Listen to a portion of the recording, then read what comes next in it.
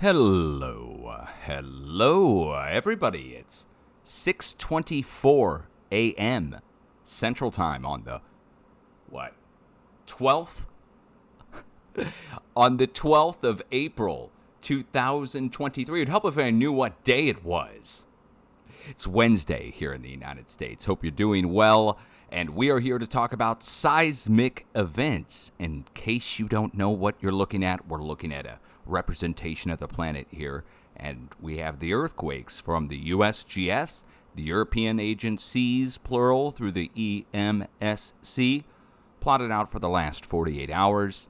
And it shows us a good spread of activity across the planet. And this gets me into the start of the update, because people on the West Coast contacted me late last night about the new 4-point-something and swarm which broke out north of the Bay Area, up at the volcano, at Clear Lake Volcano. We'll get into that. We're going to be getting into the swarm that's also striking down here, stack of earthquakes up off the screen, down here at Puerto Rico. So stay tuned on that. We have to cover what led up to this and the warnings that are currently going for the whole planet before we get into what struck. So just in case you don't know, a new 4 struck and everybody felt it across the northern part of the Bay Area, going up through Napa, up towards the volcano, which has been drilled for steam. Anyway, we'll show you that, and the deep earthquakes is where I'm going to start. They're spread out across the whole West Pacific, going from Fiji down here. They're raised high off the planet all the way over to the west on our letter D here. D stands for deep earthquakes, in case you didn't know. At Indonesia, and then up to the north, we have a letter D here, and right next to it, new deep earthquake down below the West Pacific. I'm going to get a window open here, and we're going to show you something that you're going to have to remember for the rest of the update. I'm going to reference for the rest of the update, and that's the USGS plate boundary map. And it shows the red lines all the way around the planet that separate between the plates. These are cracks between the plates. Think of this like a crack that starts at the surface and goes down all the way to the bottom of the plate. It's where plate meets to plate. Anyway, all the way up here at Kamchatka is where I really want to start this update, because we had a big eruption up here at Shiveluch Volcano. And I'll go over to my YouTube page. I don't even know how to open it here, my channel. I'll go over to my YouTube channel. We'll go to the community page, and I've got a screenshot of it right here from the video. Just really intense. Here's disaster compilations. You guys should go over and subscribe to their channel. I'm not going to play their video. I'll just kind of bring it forward just to click so you can see what it looked like. Several shots of it, major ash deposited, and a satellite view right at the end of the video, which I think is worth seeing right here. There we go. Satellite view, pretty big eruption. 52,000 feet is where it started, went out, and then spread out at 40,000 around. So 52 at the peak, 40,000 around. Pretty big, even for that volcano. It's the first 50,000 foot high blast on the whole planet in many months' time. So let's go back over here and take a look where it happened, up here in the Northwest Pacific. Well, this is spot number 1 that we were talking about in the update no more than 5 or 6 days ago, where I issued the warnings for 7 to 10 days. And 5 or 6 days ago, we're talking about Kamchatka, we're talking about down here at Indonesia, Papua New Guinea, and we're talking about right here next to New Zealand at the Kermadec as spots to watch for new significant activity. Well, this is significant activity, but it's volcanic related, not seismic. However, next to it, a new 4.9, struck, as well as a new deep earthquake. Those both struck today, the new 5 and the new deep earthquake. Now, if that's the only spot, that would be one thing, but now let's go down here. We have another deep, and this one is at 4.9 as well. Well, interestingly enough, we have another 4.9 over here on the perimeter edge to the southeast, the perimeter edge of the whole Pacific meeting the Indo-Australian plate. So, guys, 4.9, 4.9, 4.9, 4.9. Going up across the whole board. I think these are 5s, and they've downgraded them to 4.9s. So, I mean, to get that many, 4.9 here, 4.9 here, 4.9 here, 4.9 here, 4.9 up to the north, come on. Those are all 5s. They've been downgraded to 4.9. Either that, or you'd have to think that the entire West Pacific moved on exactly a 4.9 basis. Now, in the middle of all of it, a new 6 struck in the middle of our warned area. Now, this is 2 magnitudes less than what we're looking for. We are looking for something up to near 8.0, 7.9 to 8. This is 100 times less power, but this is spot on in the area where we issued the warning. Right here, Vanuatu over to the east, all the way to the Solomon Islands over to the west. Right here is where the warning's going. And I'm not canceling the warning. We still have 4 more days to go in the warning, 7 to 10 day warning. And we're on day 5 or 6 of the 7 to 10 day warning. And right in the middle now, we watch, and that's where all the rings are overlapping between our 6 over to the west and the 5s over to the east, where all the rings are overlapping here, guys. That's where I'm watching for the new 7.9 to 8.0 earthquake to strike. I hope I'm wrong. Hope it doesn't hit at all. But right now, we're dealing with a new huge blast plus 5s and a deep earthquake up here on the north side, where we're looking for a 6.5 to take place. 6.5 to 6.9 to happen up here, and instead we get a big blast. Up where? Up here. Big blast up here on this side. We're also looking in the middle and to the southeast. Middle and southeast, 4.9, 4.9, 4.9, 4.9, 4.9, all the way across the board, and they're somewhat equally spaced across the whole eastern side. That's not a coincidence, the equal spacing. Okay, and let's move on now. So we've got a fair amount of activity developing. We still have a few more days to go in the watch, not canceling any of the areas. As a matter of fact, I would just tell you to keep focus on the West Pacific as our spot. And it's pretty obvious something's going on down below the West Pacific with our deep earthquakes. And then, of course, in between them, it's like a giant triangle of earthquakes. I mean, let me back it out so you can see this. It's like a giant triangle of earthquakes connecting across the plate boundaries with 4.9s on all sides. 4.9 down here, like bookends or something. 4.9 up here, 4.9 down here, and then in between them, 4.9, 4.9, 4.9, 4.9, 4.9. And I'm not exaggerating, guys. Even next to Taiwan, they put another 4.9. I personally think they're all 5s. And they're taking them down to 4.9s because you can't have that many 5s on the feed in 1 week. People would freak. Average Joe Normie would start to go into meltdown. They can't have that, so they take them all down to 4.9. Nobody even gets a notice on their 5.0 plus warning. Speaking of another 4.9 up to the west-northwest, here we go. 4.9 struck in South Russia, or is that Tajikistan now? Let's see. Kyrgyzstan. Kyrgyzstan. I can never pronounce that, and I'm not going to be able to. So 4.9 striking there as well. It's right out at the head of all the other 4.9s. It's like a giant triangle, like I said, and that triangle points over to the edge of the Indo-Australian plate, which then goes up and over to the west. Now, we had a warning going up here, and I'm not going to cancel it either for the Taklamakan Desert, which is right there. And look what hit next to it. Now, look, how many of these spots is this? Let's recap. Hold on. I warned down here in the Kermadec Islands for something significant to hit, and we get 4.9. I warned here, we get a 6 and a 4.9. I warned here, and we've got a 4.9, and I warned here, and we got a 4.9, and I warned over here at the Taklamakan Desert, very specific, China, north-central western China, right? Isn't that what it is? No, it's northwestern or western China. Anyway, Taklamakan Desert's right there, and we get hit with another 4.9 right there. It's just too weird. All the spots where I warned got 4.9s exactly at the time where we're looking for a significant increase in activity across the board. It's 5s at every spot. It could even be bigger. I wonder if they're taking them all down to 4. It's just too odd. If you were me, right, you warned 5 or 6 areas, and then you log in and you see a 4.9 at each one, what would you do? Including the Taklamakan Desert out in the middle of nowhere in China, what would you do? You'd be like, you shrug your shoulders and just think it's chance? Anyway, all right. That's where I'm at, right? Okay, now let's carry on over to the west. We have nothing to report out of Iran, and that's a big change because Iran got hit when this whole mess started back before Turkey. First, Iran got hit. Iran got a mid-range to upper 6 struck in Iran, caused devastating damage. Then Turkey broke with its 7s, and the whole international focus was on Turkey. Well, Iran got hit just a few, I want to say it was maybe 5 days before Turkey. Iran got hit with the big earthquake right in the middle here. Well, now it's gone quiet. on both sides. Think of this like a two-arm scale, where you have earthquakes on one side and earthquakes on the other. In the middle, there is a plate boundary. Let me show you over on the USGS map. Iran is where we're going to zoom in on. The red line in South Iran, plate boundary.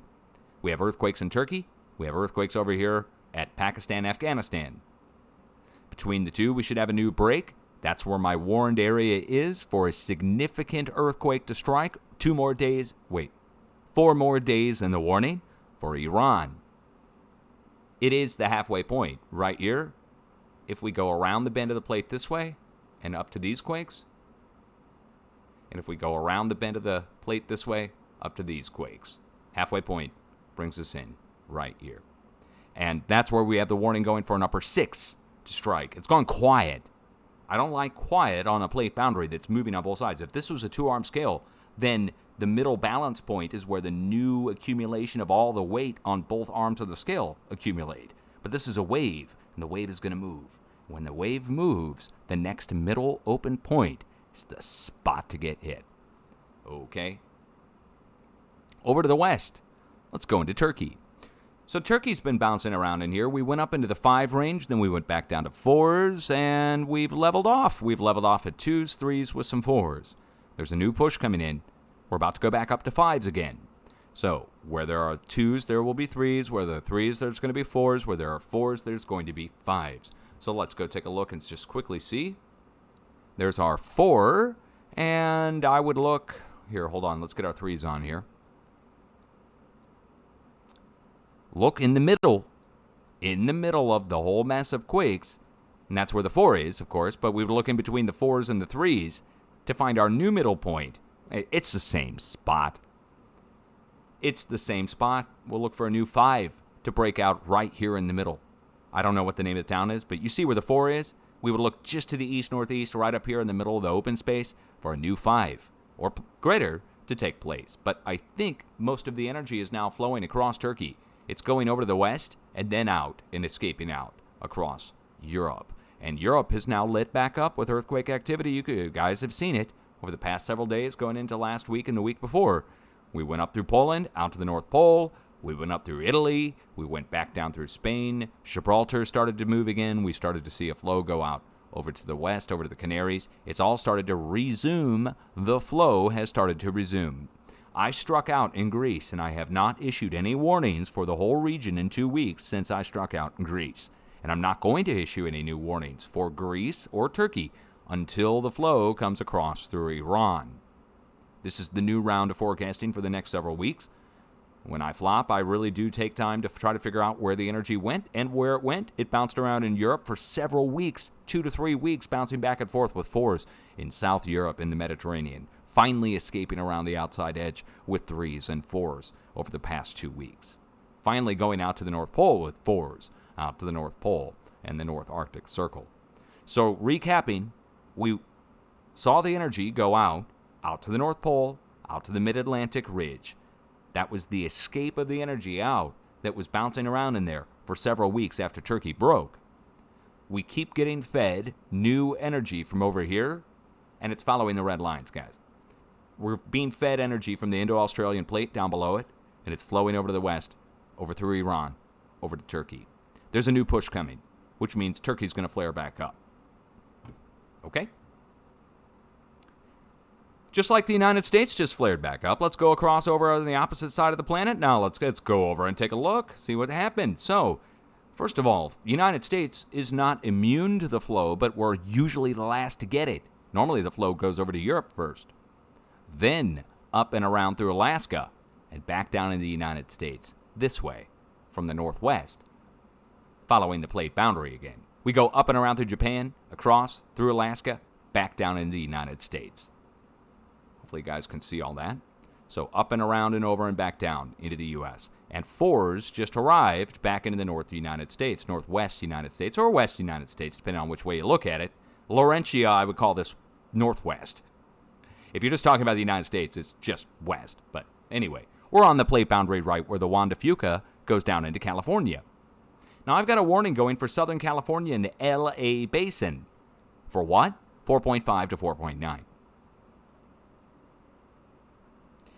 Okay, now that being said, what struck over here in the United States struck on land, but it's about 350 miles off from my warned area. The magnitude is spot on for what we were looking for to come in down in Southern California.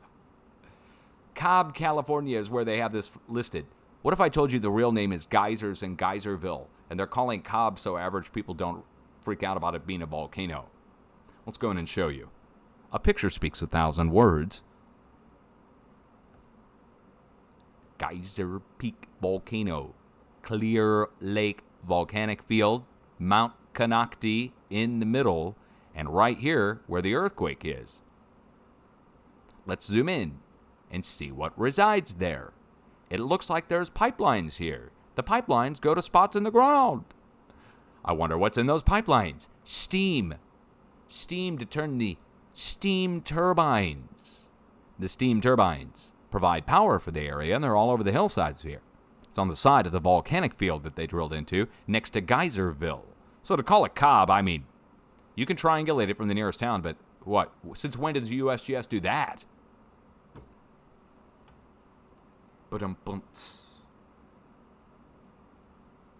Long-time viewers are going to get that joke. New peoples here are not going to get it. Y'all from here in St. Louis. Okay, anyway, let's go down and look into Southern California where we have our warning going. What's going on down in Southern California? Well, my warning's going in the middle of the LA basin for a 4.5 to 4.9 earthquake to strike. And what has struck? A 1. Now, I need to measure and see how far off I am. I just need to know for my own personal reference, we're going to measure from here just down to central LA, just right in the middle of LA, in this random middle spot of LA. Just want to get a rough idea for how far off I am on this. Because I'm pretty far. That's pretty far. 400 miles. Well, here, we'll go to the place mark in the middle of LA, just that Google has. All right, right in here somewhere. Yeah, 420 miles. What time is it? Got a minute? Hey, it's 4:19. You got a minute? We are talking about California, right? Okay. All right, so a line of earthquakes starts up here, 4.5 up in the northwest. We have a line of earthquakes progressing down the creeping section, going right down to here, and then you see how it literally comes to a fine point and just pretty much stops. And we have a 1.5 out on the coast of San Luis Obispo, another 1.5 down here next to Santa Cruz. But really, the line of earthquakes, pretty obvious. It just goes down and stops right here. Now, if you compare the size of the quakes, if you look over to the east, you're going to see the same size quakes pick back up over to the east. These are white-colored earthquakes. They just struck in the past few hours. These all struck last night going into, I guess, this morning. So these are the most recent over here to the east. These are all about a day old. Now, what does that mean? A wave went down and over, and we got the same size wave going down and over. Why do we go down and over instead of just keep going down into the LA basin, is the question you might ask if you're just an inquisitive person. Why are we stopping there? There's something next to this that I show all the time. The name of this place is, well, this time triangulated from Colami or Cholame or Colami, California. But we're right next to Parkfield, the earthquake capital of the world, as they call themselves. And it's really on the south side of the creeping section of the San Andreas. But why are we stopping here? Why do we jump off and go over into the valley and then pick back up on the other side of the valley? Well, right here are 1,000 million drill points. That might be an exaggeration. Let's just say 1 million. Many, many, many tens of thousands of hundreds of thousands of drill points begin here and go all the way down the San Andreas, all the way down, over, and back up like a letter J along the San Andreas. This is the San Andreas.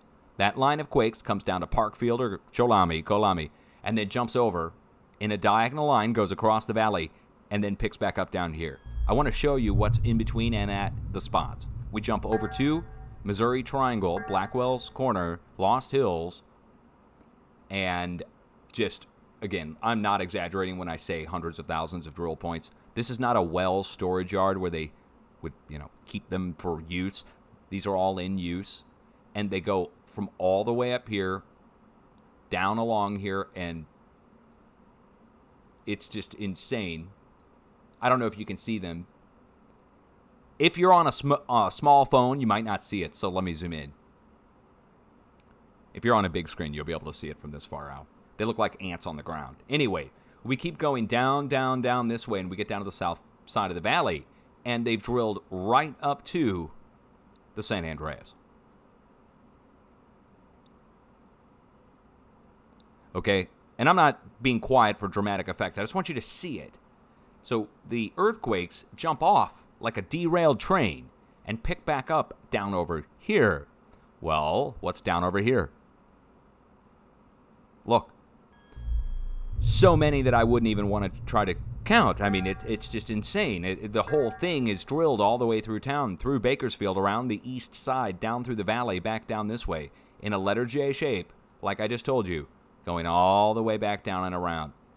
So we get derailed off the San Andreas with the seismic flow, and then it goes down here and impacts into the Garlock Fault. Let's go back to the USGS plate boundary map now. So, recapping. A 4 up north. We're expecting a 4 down south. 2 more days to go, 3 more days, however many. In the watch for LA, the wave is coming in. It's going down the San Andreas, and then it jumps off and goes over to the east-southeast. Now I have to turn something on here. The U.S. faults. There we go. This is going to make a lot of sense in 2 seconds for a lot of people who've never seen this before. If you're in California, listen, guys. Seriously, if you want to know, this is like watching a river. So if you want to know what to look for, you got to look upriver, upstream. Right? If you're looking for a flood, you know to look upstream to see how much is coming. It's so basic, right? So the flow coming in is 4-ish, and the flow is a wave. The wave is coming down the San Andreas. It gets directed off, and it goes across the valley down to here. And look what's there. The Garlock Fault. So bypassing the LA basin, the flow goes down to the drill points, which are like perforation points across. If you ask me, they did it on purpose. They drilled all of this over and around in a big J shape to take that flow down this way out into the Mojave Desert, which then transfers over to the edge of the North American Craton. Now, this gets a little complex, but just simply put, guys, energy transfers across things. If you lift on something, it's going to push that force up through the object you're lifting on. And if there's any cracks in that object you're lifting on, it's going to seek out those cracks to release the energy at, as opposed to travel just through the even mass of solid rock. If you have cracks in the rock, it's going to seek out that spot. Due to gravity and inertia and force through going through space-time and all kinds of other rules of physics, that force transfers to the weakest point in the object, okay? Now, just simply put, the wave goes across the plate, and it drops off earthquakes along the way. Remember the Craton diagram. Remember the purple and the brownish part in the middle versus California. Look where it goes to out in California, the purple part.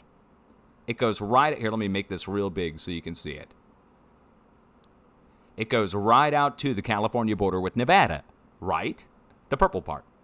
Now, the rusty brownish part goes up through Colorado, makes a bend through Yellowstone directly, and then goes up through Montana and then up into Canada, and so also goes over to the east, goes up the East Coast. Got to remember that, because that's the way the earthquakes are going once we get over here to the Mojave and east. And I have arrows indicating which way to watch for that wave to go over to the edge of that craton and then go around it. And you can follow this. One more time. You can follow the earthquakes across the edge of the craton. It's a perfect match. And we're going to get into the earthquake, the rare earthquake that struck over at the Indiana-Illinois border. By the way, in case you didn't know, last week I issued a warning for a rare earthquake. Where, guys? In the Midwest. For a rare earthquake to strike at the Indiana-Illinois border region. Go back and listen. It's on my channel from a week and a half ago. And we'll get into it. We'll show you what's there at the Indiana border region. The same thing that I was just showing you in California. Drill points. But first, We're going to go look out here in California and sum this up. We're still watching the LA basin for a new 4.5 to come in. I think it's pretty much a basic given that it's on its way. You can see it up here, and you can see the line of quakes coming down across the creeping section from last night, jumping over to the south part of the valley down at the Mojave. The only thing missing now is a new 4.5 or greater in Southern California, and I'm sticking with it. I'll watch in the LA basin. If I'm wrong, it'll strike right down at the border. I mean, the difference is 100 miles at this point, but it's on its way. The drill points are what's directing the flow down to the Garlock Fault. Now, you would hope it would go out over to the east. You see it's like an arrow coming out of California at the California-Nevada border. Back to that Craton diagram. California-Nevada border. Purple. Right? Purple meeting green. Well, look what I've got there. A stack of earthquakes from the last day and a half, and a line of earthquakes going out from it down to the east-southeast in a big cluster right down here, and then picking back up over to the east with a stack of rare earthquakes, don't normally see this, down in southwest Utah. Now let's go look them up. Wait till you see what's at each one of these spots. There's a reason we're jumping from here to here to here. It's not that they're just random spots being hit. There's a reason to strike at the California-Nevada border. There's a reason to strike down here in South Nevada. And there's a reason to strike over here at Utah. Why is the wave seeking these spots out? Let's show you. Well, the name speaks for itself. Deep Springs, California, right? Got deep springs there, deep aquifers. Now, there's hot springs here. And that should maybe more tell you what's at the location, but wait till you see. We'll call this Deep Hot Springs, California, is really what you should call it. Because it's right next to the supervolcano. Here's the supervolcano, Long Valley Caldera. Here's Crater Mountain. I almost called it Crater Hill. Crater Mountain. Crater Hill's a separate volcano. Taboose Creek, Big Pine Volcanic Field. We're right on the east side of it, over here to the east. And we're on the west side of Blair Cone. So we're sandwiched between a supervolcano and some other ancient volcanoes. And I think there's even geothermal that's set up in here somewhere. I don't have it place marked.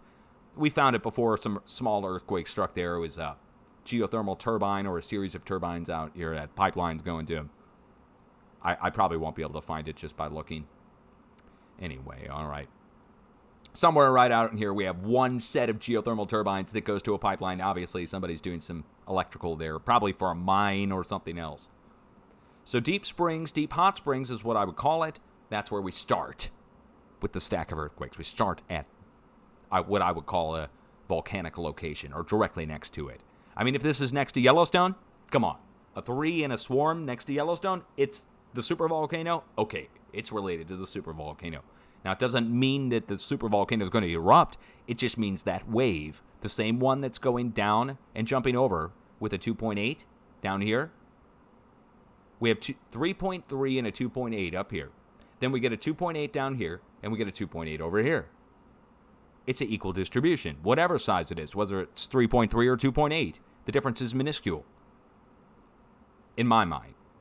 Point-wise, it's actually a little less, but 3.3, 2.8, another 2.8, and another 2.8. Come on, it's an equal spread.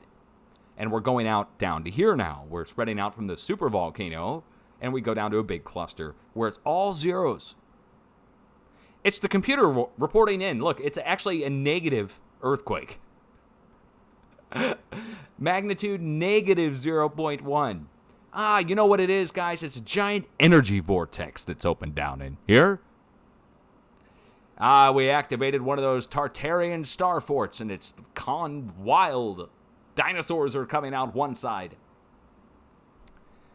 Well, don't be alarmed. Don't be alarmed. The computer's reporting in to tell us nothing is happening here at Doomtown. Operation Rise Line, where they did the old nuclear test from back in the day, in case you don't know. This is where they blew away the surface test on the town, and they recreated the scene in the Indiana Jones movie. Here are all the underground tests, or at least some of them. And, I mean, I just randomly probably find one. U.S. nuke Operation Mandrel Calantro A, December 10th, 1969, less than 20 kilotons. Here's one, U.S. nuke Operation R, offshore, 150 kilotons. There's just so many of them, okay? There's just so many, hundreds and hundreds of them just in the valley alone. We spread up to here, and this is where they were testing in the 1980s and 1990s. And the Brits and the French came over here. The UK Operation Grenadier Egmont, December 9th, 1984. Brits, guys. Sip my coffee while you think about Brits over here nuking stuff. Come on over. Let me impersonate Uncle Sam here. It's the only voice I can impersonate without getting in trouble. Come on over here. We're going to do some nuking over here. You guys go, oh, I sailed, boy. This is right on our way. Sorry, but that's my British impersonation. I got to do it when you came over here and did nukes. You owe us one. All right. I do this, I get sidetracked. A line of earthquakes, 4.5, starting up to the northwest, going down along the California coast on the creeping section, jumping over diagonally to the southeast part of the valley, picking up down. I'm expecting a new 4.5 to 4.9 down in the valley. Same time that's going on. A line of earthquakes, 2.8, 3.0, spreading out, going over to the east, in between the two. Nuke test site, just showed it to you. They're not doing nukes there now, don't worry. If they were doing nukes there now, there would be tens of thousands of earthquakes, and they'd be way bigger. Or we wouldn't get a report out at all, and they wouldn't show us a single earthquake out of there at all. They would just cut the feed. But we spread over to another 2.8 over in southwest Utah and just south-central west Utah. Which should we look up first? Let's look up the 2.8. And then we'll just look up to the east-northeast by 50 miles. There's something here it's worth looking at. The name is Canaraville. Canaraville. Copy and paste, search and look. This is how you do it, guys. If you see a swarm, you pretty much have to go look it up. No one's going to tell you what's there. I mean, unless you tune into me. And I'll just show you what's there. And tell you. A very interesting... Ooh, look at this. Hold on. Hold on now. Now looky here. Look at that. Now I might need to adjust my height depth perception on here. Maybe we need to turn it down.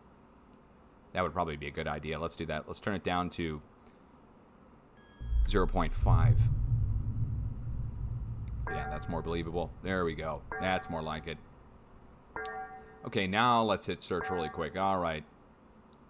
Sorry, guys. I don't know why. I just downloaded a new copy of Google Earth, by the way. Okay, all right. Wow, really interesting formations that are going on here. Really would need to look in to see. You know, you got this layered surface going on there. Makes you wonder if there's something else here nearby. This kind of reminds me of, oh, well, hold on. Now, just hold on one second. We're on the side of the old, ancient Kolob volcanic field. And let's just go ahead and read it. This goes back to the supposed Ice Age. The basaltic Kolob volcanic field on the west margin of Zion National Park contains the youthful-looking Crater Hill cinder cone and associated lava flows at the southwest corner of the park, and older cones to the north on the upper Kolob Plateau. The latter cones are Pleistocene in age and were erupted through the colorful rocks of the Navajo sandstone. Now, wait a second. Hold up one moment here. Class, I'm going to turn off all my borders and labels. I'm seeing something here. Look at this. Wow. Let's do a little measuring and just see how big this is. Well, I'll be darned. Look, it's exactly a half mile long on this. I wonder how far it goes up here. 1.5 miles? If it goes 1.5, we're going to really have a problem here. It sure does. It goes 1.5 exactly. If it goes 1.5 on the other side, I'm going to have a real problem here. Dang.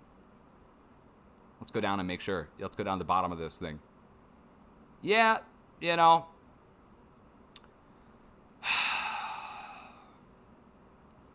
We've seen this shape before other places, and you could even say that it goes up this way. But I'm just going to say it, guys. This is just, how many times is this now? With an earthquake down below an area, and we got that thing going on.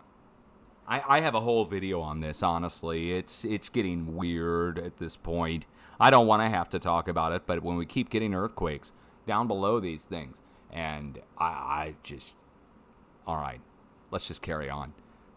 The only answer I have is very low frequency and ancient structures from a long time ago. Very low frequency and ancient structures. I've got something to show you when this whole broadcast finishes, which is a giant antenna built into a church floor from the 1200s with the Schumann antenna resonance. Now, right here, we're at unmarked volcano, Crater Knoll.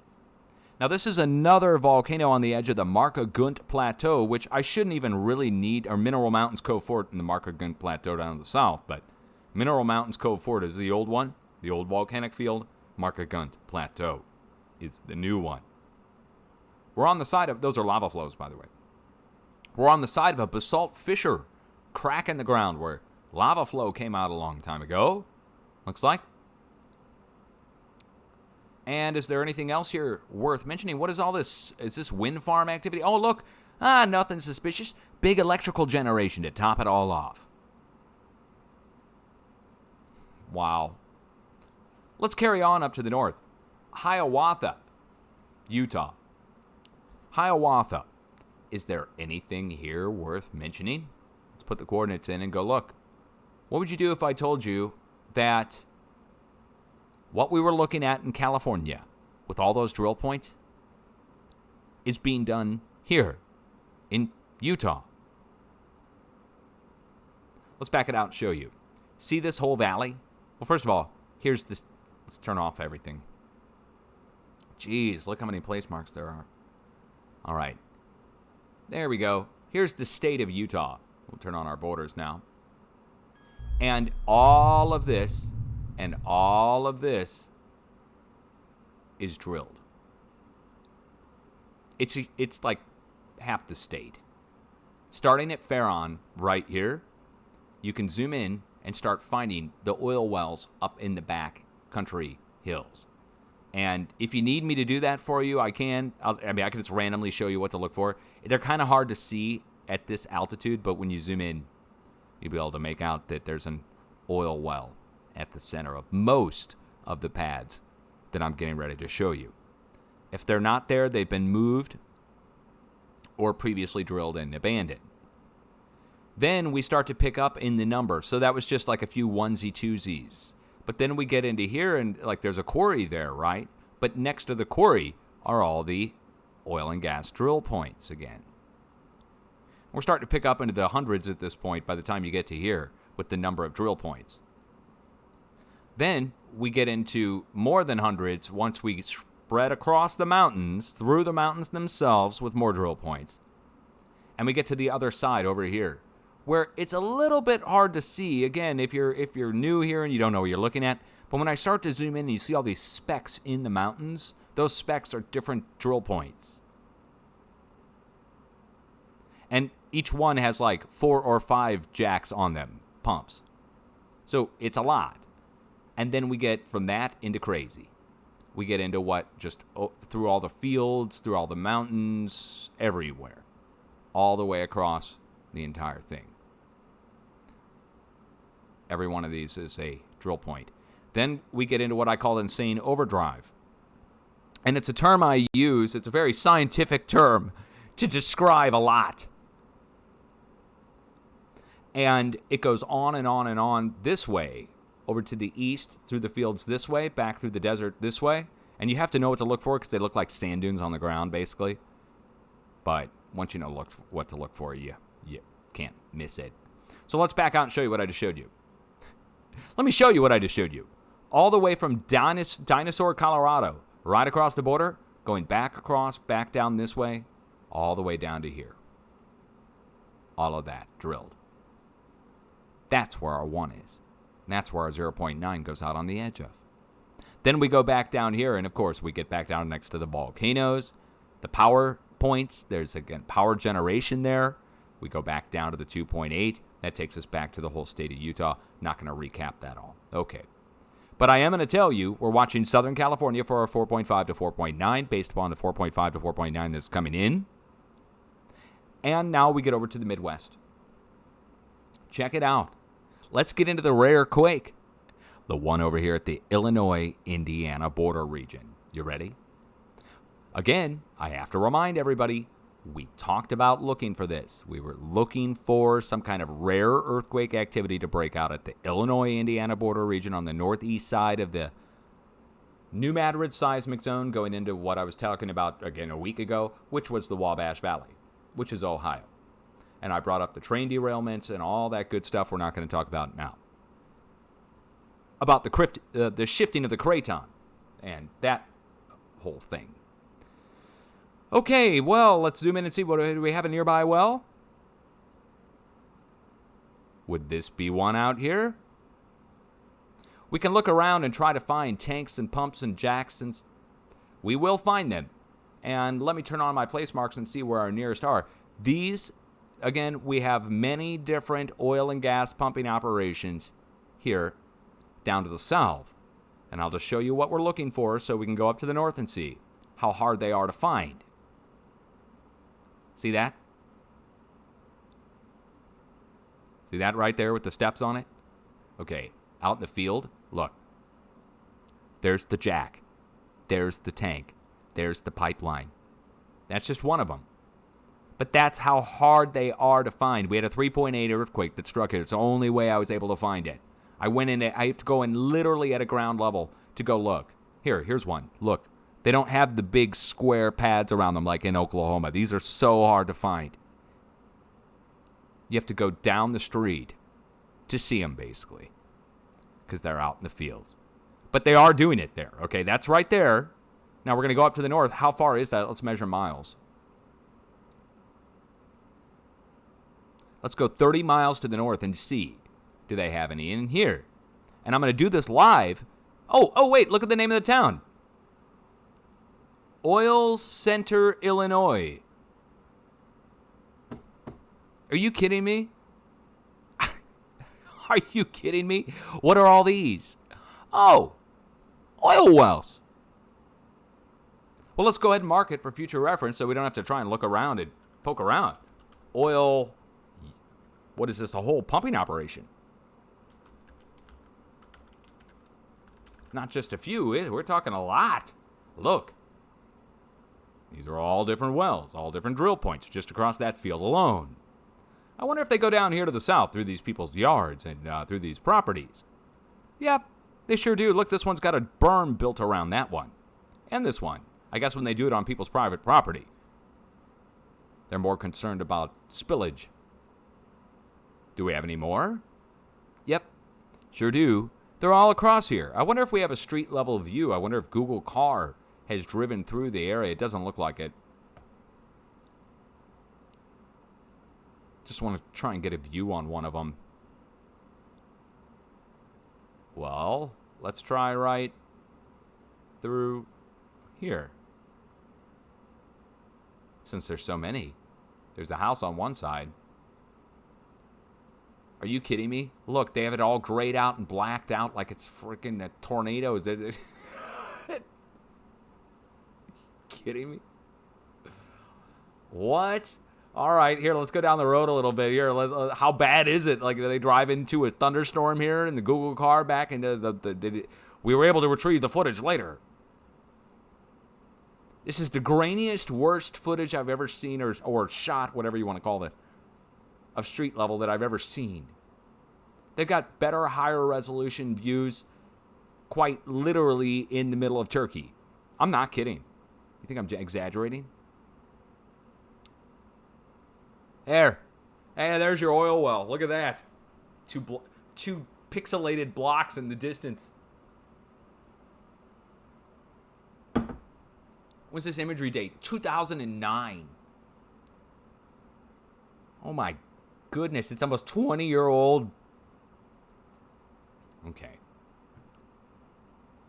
Anyway, we issued a warning there and an earthquake struck there. It's rare. It's right on the edge of the Wabash Valley seismic zone. The Wabash Valley seismic zone and the edge of the craton. Let's go back to that craton diagram one more time. Look at the east coast. Look where the edge of the craton goes. It goes along the edge of the east coast, obviously, and then it goes down to the south. You got to remember that, because we're going to go back over and look at Google Earth again, and I'm going to turn off everything this time, and we're just going to look at the plate. You got to understand why this happened. First of all, why did I warn here? Because a push was coming across the plate. It's going across that craton.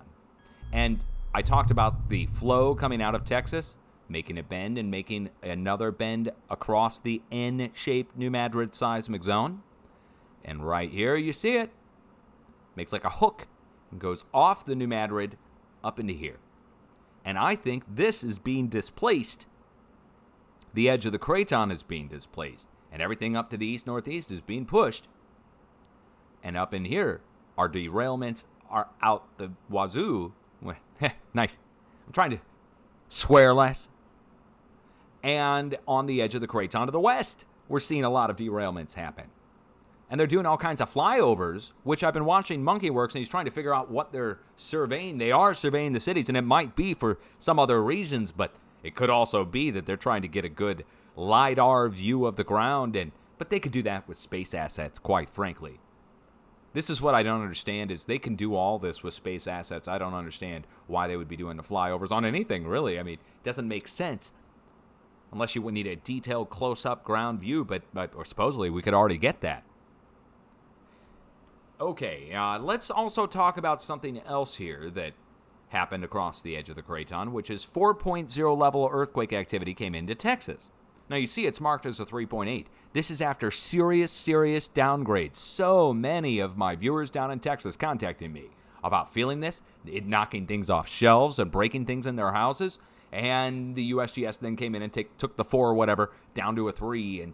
And I don't know if that's maybe for insurance purposes. Who knows why they do that? But all I can tell you is, so many people told me they felt it and they thought it was much bigger than a 3. Let me show you what's there. And then we'll wrap this update up. We'll wrap the update up with Central America, South America, and the Caribbean. Here we are in beautiful Texas. And we're driving down the road, and you look off to the side of the road, and you see a big square pad with this in the middle of it. And you say, I know Texas is known for its oil pumping operations. Well, they collect the fresh water from rain and runoff, and they mix the fresh water with chemicals in the tanks. And then they pump it down in the ground. So that's actually fresh water they collect. That's why they have the liners in there so they can collect that. But now, get a load of how many different drill points are here. You see all these little white specks on the ground all the way around here? Every single one of these is a different drill point. That's not a house. Okay? Now, look how many there are just around here. This is not even one Texas county. A lot of drill points, right? Well, now look around the greater area. Now, do you see them? Here, let me zoom in and show you.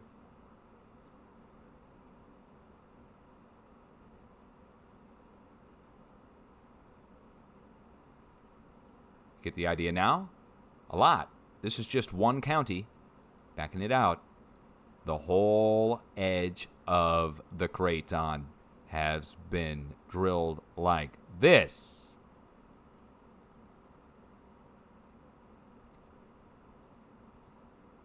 I'm just randomly zooming in, guys. Now, what am I doing is I'm really taking you across the edge of the craton. We can go down to the south, and it's the same way. This is not a river. This is a 1,000-foot rise or a bulge. This is the south edge of the craton, and all along it has been drilled as well. Take a look.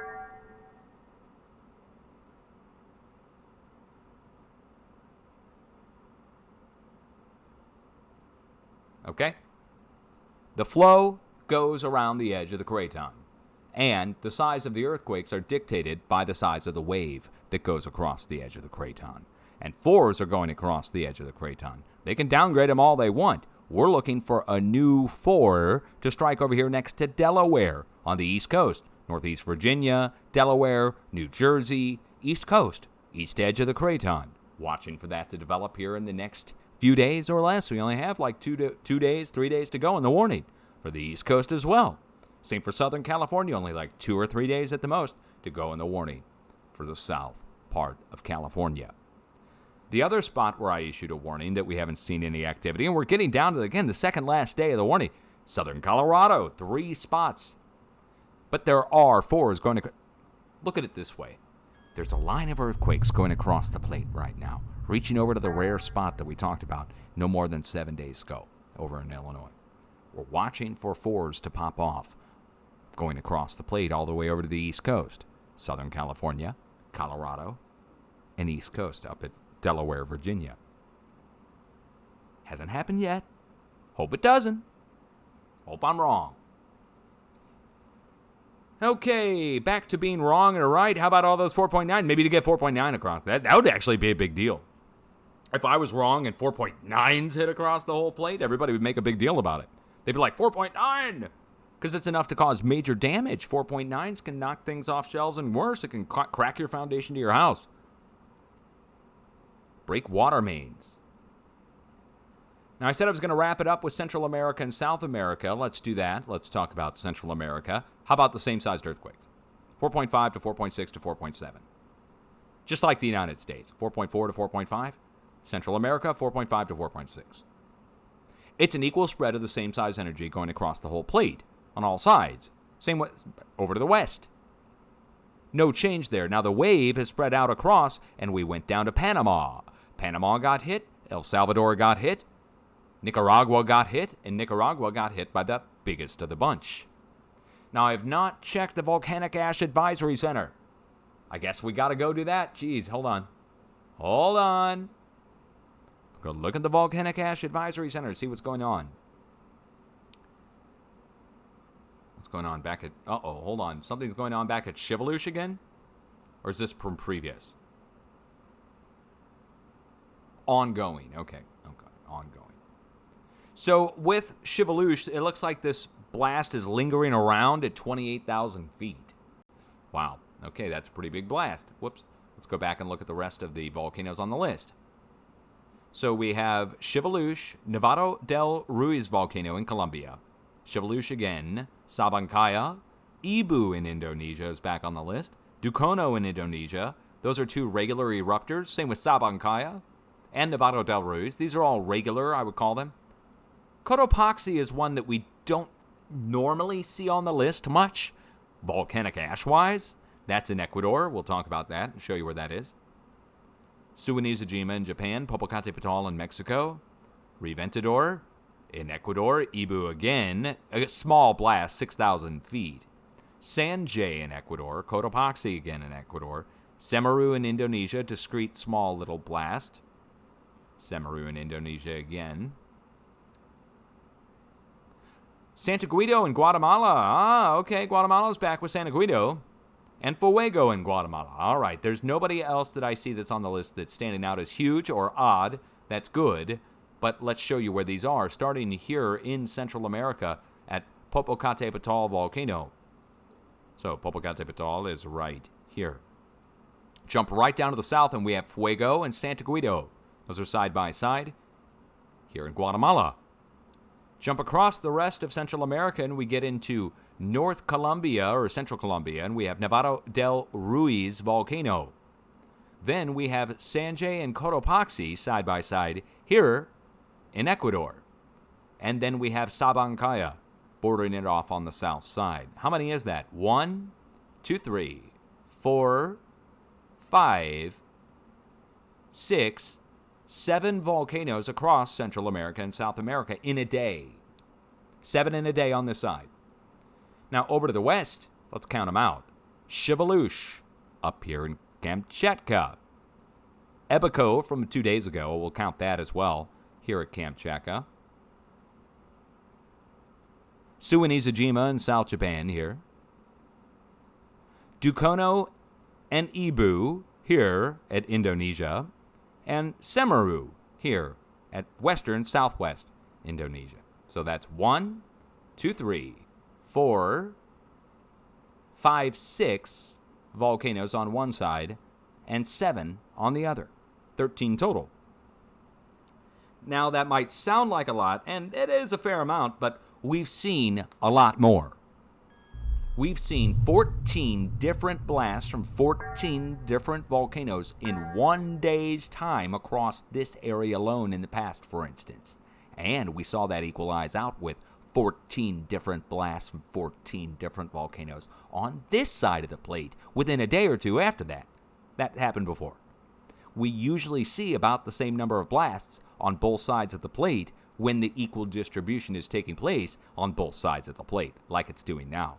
It's equally distributing out on both sides of the plate. I'm looking for a big quake over here on the west side. After that hits, I'll then issue a warning for a big earthquake on this side. Equalizing across the plates. That's the way it works. Both sides move. So Central America, let's get back to it. So we got a bunch of mid-range 4s. What's going to be happening here in the middle of all these 4s? Add them together, it equals a new 5. New 5 incoming next to the eruption points, which would be Guatemala. Guatemala, El Salvador, again, new 5 to 5.5, right in the middle of the hot mess of 4s, right next to the volcanoes which are erupting. We have a red line, the plate boundary, that goes over to the east, and this gets me into the last part on this. The new swarm, which broke out over here, next to Puerto Rico. Guys, Puerto Rico, check it out. I don't normally have to talk about you very often, only when there's a big push coming across. Coming across what? Coming across this. The red line again, guys. Coming out of the Cocos Plate and going over to the east. That wave is flowing over to the edge and breaking here before it goes out to the mid-Atlantic ridge. The wave is dropping off the same-sized earthquakes all the way along the way, which means you're about to go back up, first to 4.5, then to 5.0 level. And where? Eastern Dominican Republic, going right off to the shores of the north side of Puerto Rico itself. I would just find the middle of this whole area. If you were to go from this 3 over to this 4, and you just find the rough middle point, it just brings us right in here. The middle of the area that's moving on both sides. And what's moving on both sides? Let's zoom in and show you. From the stair-step fracture zone out here by the Cayman Islands, all the way over to the east to the eastern side of the Caribbean, and right in the middle, we have quakes on one side, quakes on the other. And USGS, they're just woefully lacking their earthquake reporting, guys, because you have to get this info from the European agency. You go check the USGS site, they don't show you anything. Oh, man, so we got a big quake outbreak there on the south side of Puerto Rico. I wonder what's down on the south side of Puerto Rico. Let's go take a look.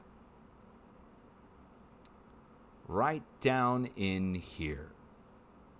Now, I think there may be something nearby, but the only way to find out is to go look it up. Let's just pull the coordinates of one of the earthquakes in the middle. Guanaca, Puerto Rico. If you're from the area in Puerto Rico, again, I don't have to talk about you guys very much. It's only when a big wave is coming across the area that we are even concerned. And I think you're going to be going back up to 5 right off the shores. Or if I'm wrong, I mean, you'll probably feel it either way, but if I'm wrong, it'll strike on land, and then that'll be a big deal. Okay, we just have some houses. I'm looking for anything peculiar that could stand out as odd here along the coast. Any kind of big stations, radar stations, any kind of government facilities or power generation stations. I mean, you would think that there might be with the amount of population that's here down over to the east, but I don't see anything too big going on here. Let's back it out and look at the greater area. Now, do you guys, I don't know where your radar station is for Puerto Rico. I would think that it's somewhere around here, but let's go take a look, actually. You guys want to go see if where's the radar in Puerto Rico? This does matter, the radar. I do want to go see. So I guess we would click on Puerto Rico. Let's go see. Yeah, okay. There we go. We got Puerto Rico. Southeast side of Puerto Rico, you have your NEXRAD radar. Okay. I just have to check if there's any kind of high-power radio wave station there. The only way to check is to look. So let's just keep watch. West side of Puerto Rico. East side of Dominican Republic. Something more like 5.0 plus coming in ultimately, and should start out with mid-range 4s, just like what's going on along the coast of Central America. South America, looking at that, what would you do if I told you it's the same sized earthquakes down in South America that we're dealing with in Central America, and that we're dealing with in North America, and that we're dealing with coming across over from the West Pacific? Let's go count it out and show you. Let's get all the smallers out of there and just look at the highest of the bunch. Well, look at that. We're topping out at 4.6 to 4.7. We topped out at 4.6 to 4.7 here. Topped out at 4.6 to 4.7 here. Go 4.9s over in the West Pacific, and we take our step up over where it's all coming from to begin with. Wouldn't you say this is about the same size going across the whole planet? When we got a 4.9 all the way down on the other side.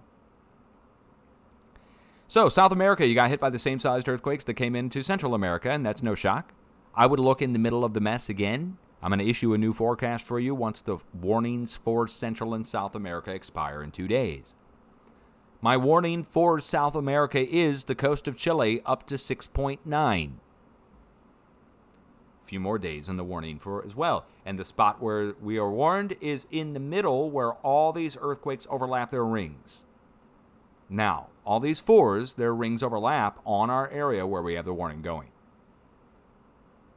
And that takes me back to the start of the update, which is we're going up.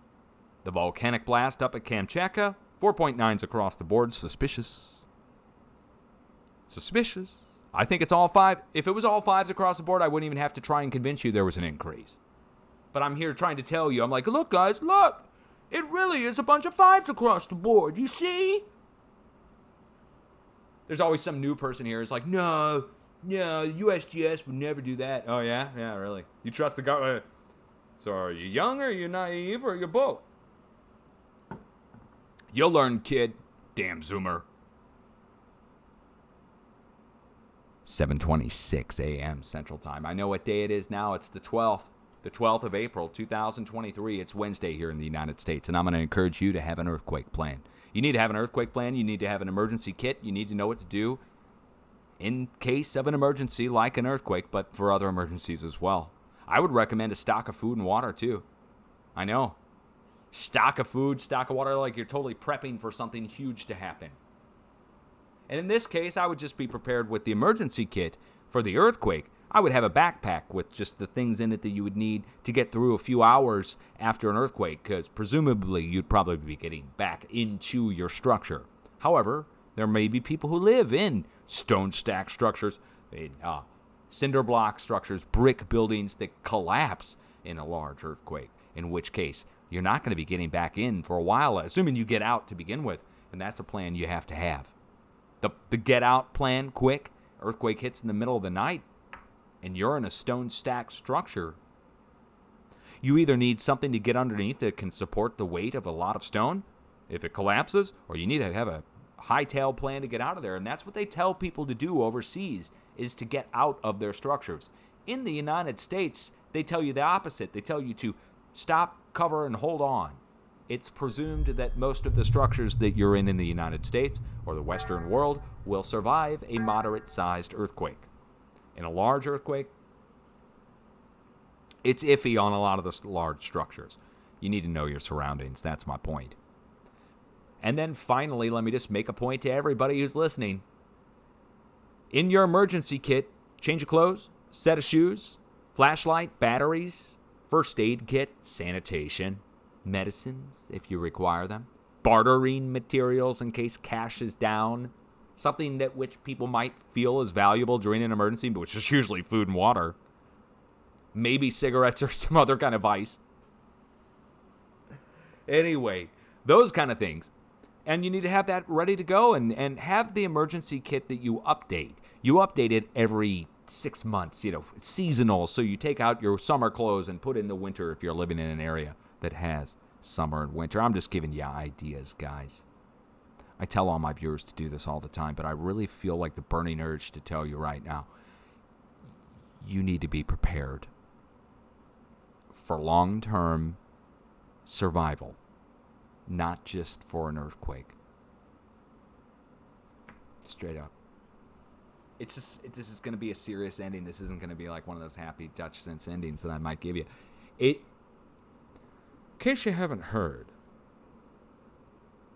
the world itself is, I don't know how you want to put it, spiraling out of control. Just like anything, kids, you're going to find out it ultimately turns into a big show. It does. Everywhere. Throughout history. It always just happens.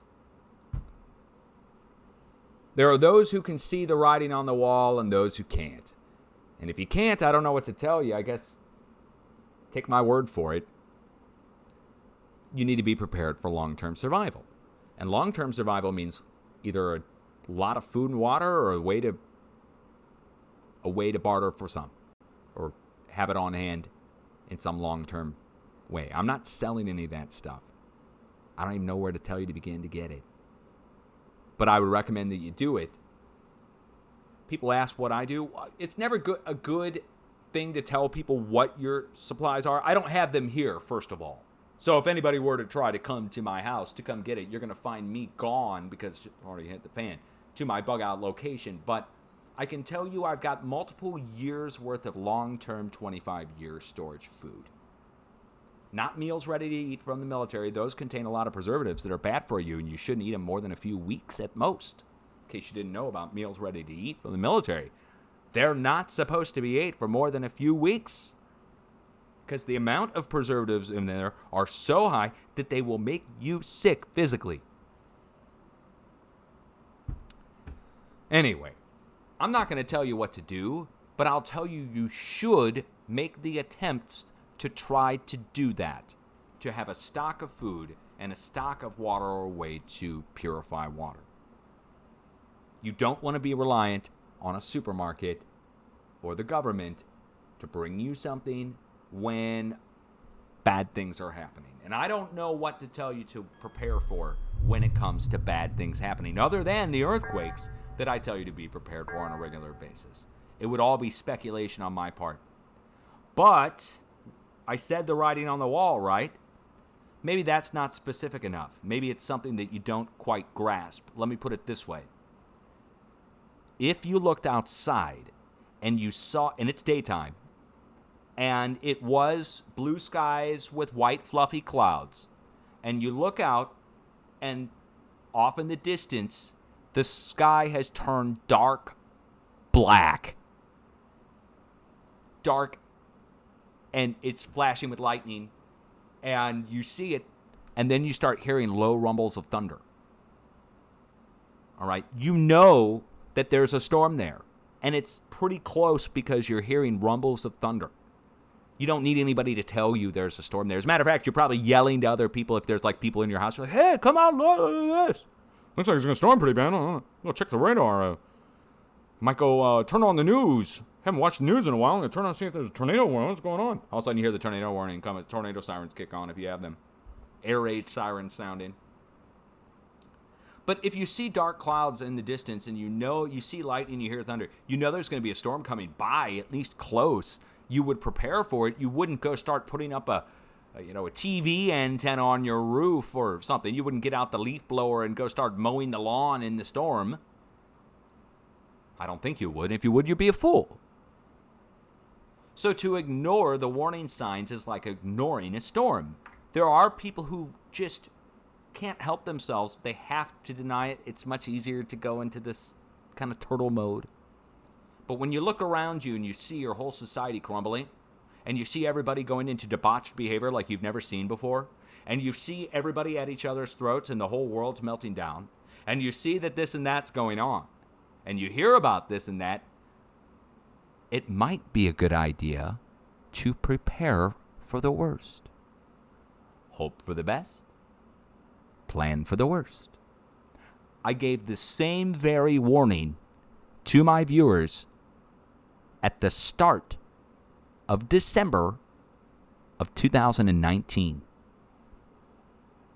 Go back and look at the timeline. Carnegie Endowment actually blamed me and my groups for sharing information on that. They say we were the start of it. Well, we weren't the start, but I'll tell you this. There I am in 2019 December telling my viewers that something looks like it's brewing. and that you should be prepared and go stock up. And I don't care what people tell you about it. They call you a hoarder or make fun of you or look at you like you're Noah and you're building a ship and it's totally dry outside and it's never rained before. And I feel that burning urge, an urgent need to tell you to prepare my viewers who are willing to listen. That means stocking up on food and water and a means of self-defense and all the other things that you would need to do to protect yourself from hordes of people that have completely lost it. And you know they have because you can look around in the current society before it's hit the fan and see that the people have completely lost it. And if Dutch Sense is sitting here, me, I'm speaking to myself in the third person, please hear me. If Dutch Sense of all the freaking people is sitting here telling you that something seriously is wrong, I don't know, man. Even if you hate me, you're going to have to probably just be like, look, I don't know, man. You look over your shoulder. You're peeking out your window. I'm not telling you to do that. I'm just saying there's something seriously wrong. And I can feel it. But I can't relay that feeling to you, so I have to stress this enough to every person who's normally boneheaded and just not listening. Or you might just think this is some YouTube thing. Look, I might not even... Look, it takes a month to get paid on YouTube. So I get paid in a month from now. I don't know if I'm going to be around to get it. I probably shouldn't even put an ad on this thing. YouTube probably will, but I won't. That's the difference. Is I don't know, man. It just seems like something serious is getting ready to happen. So I want you to be prepared as best you can. Now, let's lighten it up. Good news. Good news for everybody. Dutch Sense merch. But not like you would expect. My wife and I are going to start going antiquing here, assuming that we all survive and get back to the normal world. I have a plan for the next few months, assuming I survive, that would take many things that I find and put them onto eBay for you guys to get, including survival items, but I don't want to sell survival items. Duchess had this idea. It wasn't my idea. I think it's a darn good one, because she likes to go around and do antiquing and hunting for old artifacts. And that while we're doing our hunting for Tartaria and for the star forts and any of the stuff that we find rock specimen-wise and other forts, when I'm down in the caves and other subterranean areas that we may be going to, that those things that I find, geologic specimens I'm pretty much talking about, I can put up for auction. And you guys can bid on them for what you think they're worth. And so help me God, if I find a long skull down in the bottom of the cave, I'm putting $1 million price tag on it to begin with. Okay. Much love, everybody. And I want you to not be scared. Being prepared can take the edge off being scared. So while you look around you and you see the world's freaking going out of control, you can say, well, at least I got my emergency stuff set up and I'm prepared to take care of it. And I know if I hear about anything crazy going on, I can just duck out, bug out, and that's why they call it a bug out bag. Duck out, bug out, and lay low. I asked my wife, how long is the tribulation supposed to happen? 7 years, honey. 3.5 years and it all goes to crap. Well, I think I might have to order about 5 years more of food. I wonder if we could just sit this out down on the ground, you know. I'm not trying to escape the wrath of the Lord. I'll totally open the gate if he comes, you know. And so I'm just talking about the rest of the crazy people. Don't worry, you're going to get raptured. Well, 2 in the field, 1 gets taken, the other left. You don't want to be the other left, guys.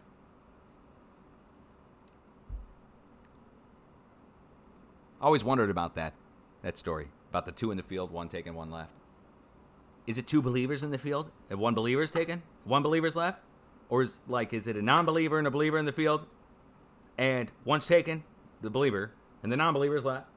Or is it 2 non-believers in the field? And they're the analytical me, I'm like, oh God, I wonder which way this is going. Hey, that's another thing you need to be prepared for. All right. Do you guys have a plan? That's the point. I'm out of here. Time to save this as a video. and get it out over on YouTube. Hopefully, I'll be back tomorrow to do another update for you. Hopefully, you'll be back tomorrow to hear it. Peace out.